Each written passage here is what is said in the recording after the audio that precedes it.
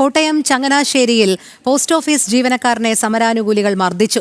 Changanassery head post ഓഫീസിലെ പോസ്റ്റ്മാനായ നീലംപേരൂർ സ്വദേശി വിഷ്ണുവിനാണ് മർദ്ദനമേറ്റത്. ഇടതനുകൂല സംഘടനാ പ്രവർത്തകരാണ് മർദ്ദിച്ചത്. ഹെഡ് പോസ്റ്റ് ഓഫീസിനുള്ളിൽ കയറിയാണ് മർദ്ദിച്ചത്. പെട്ടെന്ന് അവർ രണ്ട് ഭാഗത്തു നിന്നും കഥകിൽ തല്ലിപ്പൊളിച്ച് അസഭ്യവർഷത്തോടുകൂടി സ്ത്രീകൾ ഉൾപ്പെടെയുള്ള ആളുകളെ ചീത്ത വിളിച്ചുകൊണ്ട് പോസ്റ്റ് ഓഫീസിൻ്റെ ബാക്ക് ഡോറിലും ഫ്രണ്ട് ഡോറിലും വന്ന് ശക്തി കൊണ്ട് മറ്റേ കുടി കെട്ടുന്ന കമ്പ് കൊണ്ട് അടിക്കുകയും ചവിട്ടുകയും എല്ലാം ചെയ്തായിരുന്നു. അപ്പം അവിടുത്തെ സമരാനുകൂലികളായിട്ടുള്ള ഡിവിഷണൽ NFP എന്ന് പറയുന്ന യൂണിയൻ്റെ ഡിവിഷണൽ സെക്രട്ടറി ജിതിൻ ജോസഫ് ഉൾപ്പെടെയുള്ള ആളുകൾ ഒത്താശ ചെയ്തിട്ടാണ് അവർക്ക് അകത്ത് കയറാനായിട്ട് സാധിച്ചത്. അവരകത്ത് കയറി വന്നിട്ട് എല്ലാ കസേരകളിലിരുന്ന് ജോലി ചെയ്തുകൊണ്ടിരുന്ന പോസ്റ്റൽ അസിസ്റ്റൻറ്റുമാരെ എല്ലാം എഴുന്നേപ്പിച്ച് വിട്ടു. പോസ്റ്റ് മാസ്റ്ററിൻ്റെ ക്യാബിനിലേക്ക് ഇടയ്ക്ക് കയറി പോസ്റ്റ്മാൻമാരോടും എല്ലാം പൊക്കോളാൻ പറഞ്ഞു. ഞാൻ പോകാൻ തയ്യാറായില്ലായിരുന്നു. അവർ വണ്ടിയുടെ കാറ്റെല്ലാം അഴിച്ചുവിടാൻ പോവാണ്, എല്ലാ വണ്ടികളുടെയും കാറ്റ് ഞങ്ങൾ ഇപ്പം തന്നെ അഴിച്ചുവിടുമെന്ന് പറഞ്ഞു.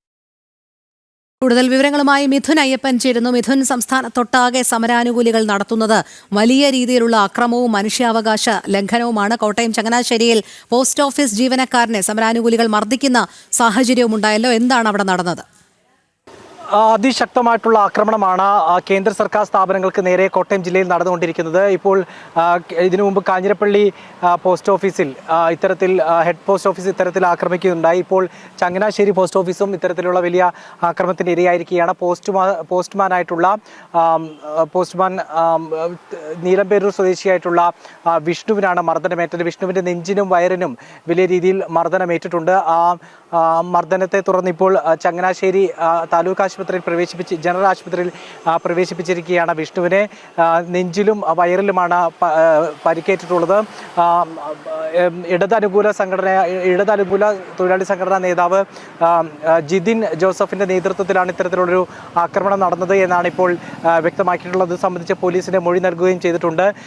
വലിയ രീതിയിലുള്ള ആക്രമണം തന്നെയാണ് ഈ മേഖലയിലൂടെ ഉണ്ടായത് എന്നുള്ളത് തന്നെയാണ് മനസ്സിലാക്കാൻ സാധിക്കുന്നത്. വിവിധ ആശുപത്രികളും അതുപോലെ തന്നെ മറ്റിടങ്ങളിലേക്കൊക്കെ പോകുന്ന ആളുകളെ അടക്കം വലിയ രീതിയിൽ ആക്രമിക്കുന്ന ഒരു സ്ഥിതിവിശേഷമാണ് കോട്ടയത്ത് സംഭവിച്ചുകൊണ്ടിരിക്കുന്നത്. ഒപ്പം ബസ്സുകൾ തടഞ്ഞുകൊണ്ടുള്ള ആക്രമണങ്ങളും ഉണ്ടായിട്ടുണ്ട്. ഇപ്പോൾ ഈ പോസ്റ്റ് ഓഫീസ് ആക്രമണം സംബന്ധിച്ച് ഇപ്പോൾ ഹെഡ് പോസ്റ്റ് ഓഫീസ് അധികൃതർ ഇപ്പോൾ പോലീസിൽ പരാതി നൽകിയിട്ടുണ്ട്. ഒപ്പം തന്നെ വകുപ്പ് മുൻ മേധാവികൾക്ക് ഇത് സംബന്ധിച്ചുള്ള റിപ്പോർട്ട് നൽകിയിട്ടും ഉണ്ട്.